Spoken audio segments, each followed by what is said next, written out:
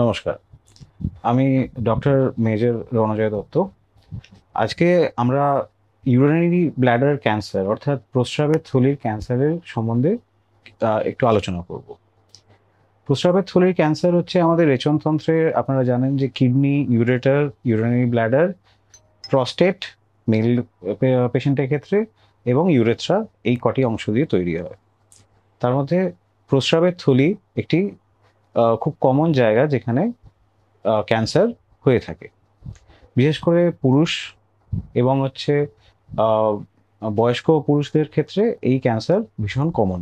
আমাদের দেশে যে সমস্ত পেশেন্টদের কোনো ফার্স্ট ডিগ্রি রিলেটিভ অর্থাৎ বাবা, দাদু বা মা, তাদের যে কোনো রকম রেচনতন্ত্রের ক্যান্সারের ইতিহাস আছে, তাদের ক্ষেত্রে এই ক্যান্সার হওয়ার চান্স অনেক বেশি থাকে। তাছাড়া smoking, heavy drinking, unhealthy lifestyle, এগুলো সমস্তই ইউরিনারি ব্ল্যাডার ক্যান্সারের একটি রিস্ক ফ্যাক্টর।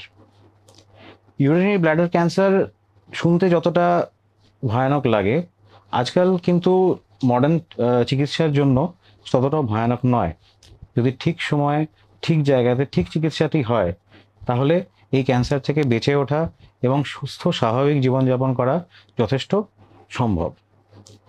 ইউরিনারি ব্ল্যাডার ক্যান্সারের কতগুলি সিমটমস আমি আপনাদের সঙ্গে শেয়ার করতে চাই, যেগুলো থেকে আপনারা বুঝতে পারবেন যে হয়তো আমার এই রোগটি হতে পারে।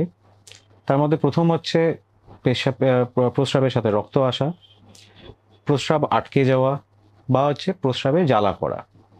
এই সমস্ত রোগের যে উপসর্গগুলি যদি আপনাদের মধ্যে কোনোভাবে দেখা যায়, তাহলে সত্বর কোনো ডাক্তারের সঙ্গে আপনি যোগাযোগ করবেন। কতগুলি বেসিক ইনভেস্টিগেশন আমরা করে থাকি, তার মধ্যে ইউরিনের টেস্ট, কিছু রক্তের টেস্ট, একটি আল্ট্রাসাউন্ড এবং একটি সিস্টোস্কোপি। সিস্টোস্কোপি হচ্ছে একটি ক্যামেরার মাধ্যমে আমরা প্রস্রাবের থলির ভিতরে দেখি, প্রয়োজন হলে সেখান থেকে বায়োপসি নিই।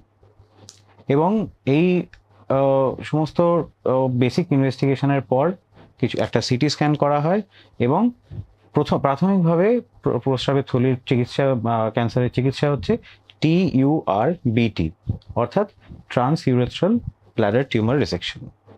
আমরা মাইক্রোসার্জারির মাধ্যমে ওই একটি ক্যামেরা প্রস্রাবের থলিতে ঢুকিয়ে সেই টিউমারটিকে চেঁচে পরিষ্কার করে সেটাকে অপারেশন করা হয়ে থাকে। এই যে অপারেশনটি, এটি খুবই পেশেন্টের পক্ষে খুব কম কষ্টদায়ক। মাত্র 2 দিন বা 3 দিন তাদেরকে হাসপাতালে ভর্তি থাকতে হয়। এবং যেহেতু এটি মাইক্রোসার্জারি, বাইরে কোনো কাটা ছেঁড়ার কোনো দাগ থাকে না, এবং এই অপারেশনের পর যে বায়োপসি রিপোর্ট আসে সেই অনুযায়ী ভবিষ্যতে ট্রিটমেন্টটা ঠিক হয়। বেশিরভাগ ক্ষেত্রে, অর্থাৎ 80-90% কেসে এই অপারেশনটি একমাত্র চিকিৎসা যেটা পেশেন্টের প্রয়োজন পড়ে। কিছু কিছু ক্ষেত্রে কিছু ব্লাডারের মধ্যে কিছু ওষুধপত্র দিয়ে, অর্থাৎ BCG বা মাইটোমাইসিন সি ইত্যাদি দিয়ে আমরা ফলো আপে রেকারেন্স, যে সমস্ত পেশেন্টের ফের টিউমার হওয়ার চান্স থাকে, সেগুলোকে আমরা কম করার চেষ্টা করি। আবার কিছু কিছু ক্ষেত্রে, খুবই রেয়ারলি, যাদের টিউমারটি একটু অ্যাডভান্স হয়ে গেছে, অর্থাৎ ব্লাডারের যে মাসেল লেয়ার তাকে ইনভলভ করেছে, সেই সমস্ত ক্ষেত্রে কিন্তু পুরো প্রস্রাবের থলিটিকে কেটে বাদ দিতে হয়। তাকে বলে র্যাডিক্যাল সিস্টেক্টমি।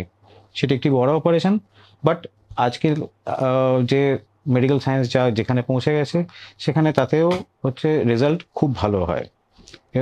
যে কথাটি আপনাদেরকে আমি শেষে আবার রিমাইন্ড করব, যে ক্যান্সার মানেই কিন্তু প্রাণ যাবেই তা নয়।